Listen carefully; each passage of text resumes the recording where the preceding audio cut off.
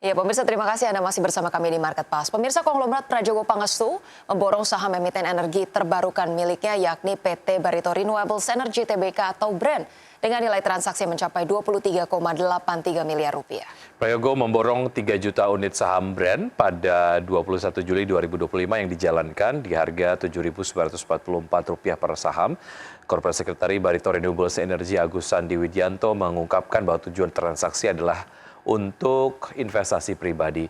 Seiring dengan pembelian saham tersebut, kepemilikan Prayogo di saham BREN secara pribadi kian tebal menjadi 138,45 juta unit saham atau setara dengan 0,1%.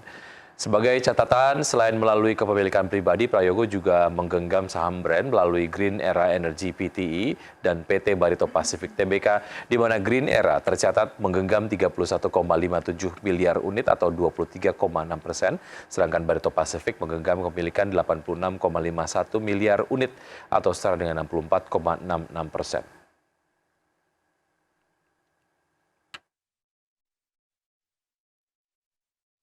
Sementara itu pergerakan saham milik Taipan Prayogo Pangestu, PT Chandra Daya Investasi Tbk atau CDIA kembali menyentuh level auto reject atas atau ARA pada perdagangan di hari Senin kemarin. Ya, harga saham CDIA di Senin diperdagangkan di level 1.215 per saham atau melonjak 24,62% dari perdagangan sebelumnya. Ini artinya sejak melantai di bursa melalui initial public offering, saham ini telah melonjak 374,61%. Pergerakan saham milik Taipan Prayogo Pangestu PT Chandra Daya Investasi Tbk atau CDIA kembali menyentuh level auto reject atas atau ARA pada perdagangan Senin kemarin. Harga saham CDIA di Senin diperdagangkan di level 1.215 per saham atau melonjak 24,62% dari perdagangan sebelumnya.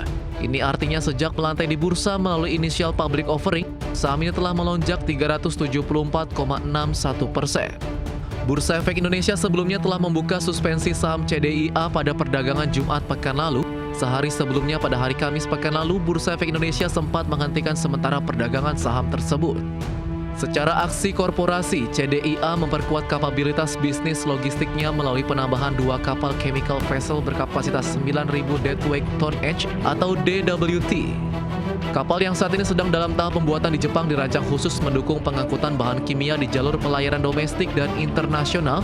2 kapal baru CDIA akan berbendera Indonesia untuk mendukung jalur distribusi dalam negeri dan juga berbendera internasional guna melayani rute lintas negara. Strategi pengoperasian ini dirancang untuk mengoptimalkan efisiensi operasional sekaligus memastikan kepatuhan terhadap regulasi maritim yang berlaku, baik di perairan domestik maupun internasional. Kepemilikan 2 kapal baru ini akan meningkatkan fleksibilitas dan kapasitas layanan logistik CDIA, baik untuk pasar domestik maupun internasional. Penambahan 2 kapal chemical vessel ini tentu dapat memperkuat CDIA dalam membangun rantai pasok bahan kimia yang andal dan berkelanjutan. Berbagai sumber IDX Channel. PT Garuda Indonesia Tbk atau GIA memperoleh peringkat kredit ID BBB dengan prospek stabil dari PT Pemeringkat Efek Indonesia atau Pevindo. Ya, peringkat ini mencerminkan peran strategis Garuda Indonesia bagi pemerintah Indonesia.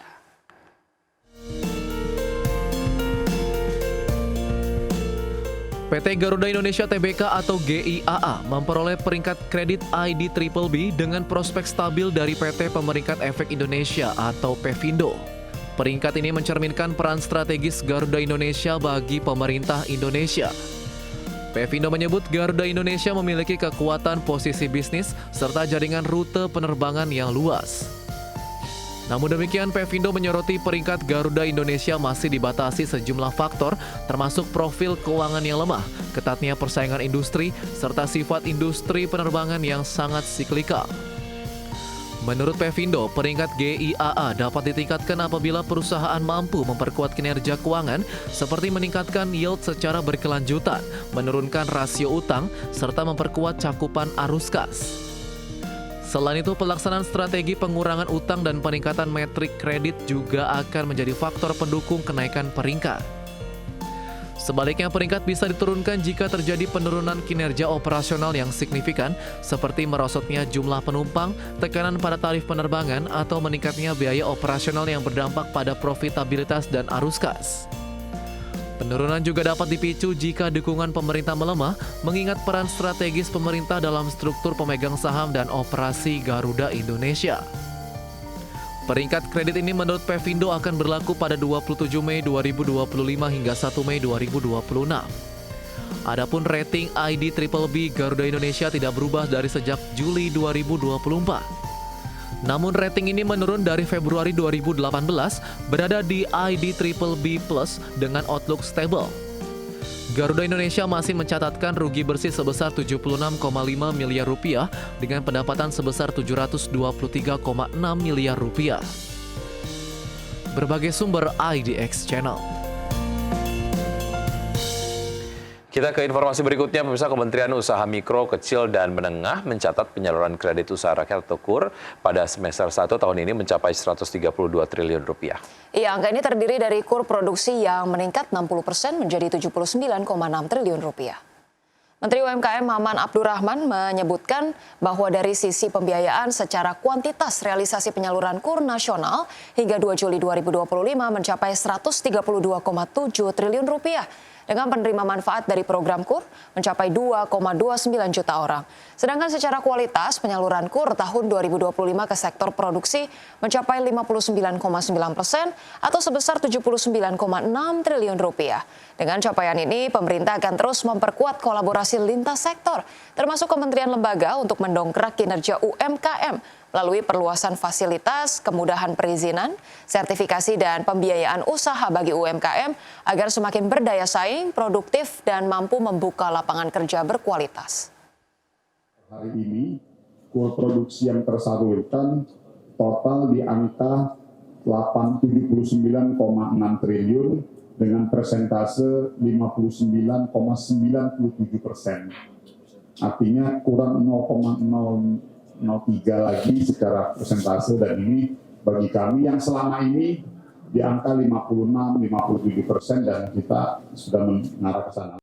Baik pemirsa, sebelum kita akhiri Market Pas pada hari ini, kita akan lihat terlebih dahulu bagaimana pergerakan IHSG sejauh ini. Jadi per pagi hari ini pemirsa, IHSG tampaknya masih menguat 0,55% ke 7.439,2. Kemudian kita lihat di sini ada top gainers datang dari WIFI, Inet, Brand, ADRO, Dewa, BRPT, dan top losers datang dari SSIA, TUWR, Bilog, TCPI, dan juga Mina. Oke, pergerakan sektoral dipimpin oleh 3 sektor. Setidaknya ada infrastruktur yang memimpin penguatan dengan penguatan 3,59%. Kemudian juga ada sektor teknologi 1,35% dan basic industry 1,02%. Sementara saham-saham ataupun sektor-sektor yang mengalami pelemahan signifikan di antara ialah cyclical yang melemah 0,17%. Kemudian sektor kesehatan melemah 1,1, maksud kami 0,14%.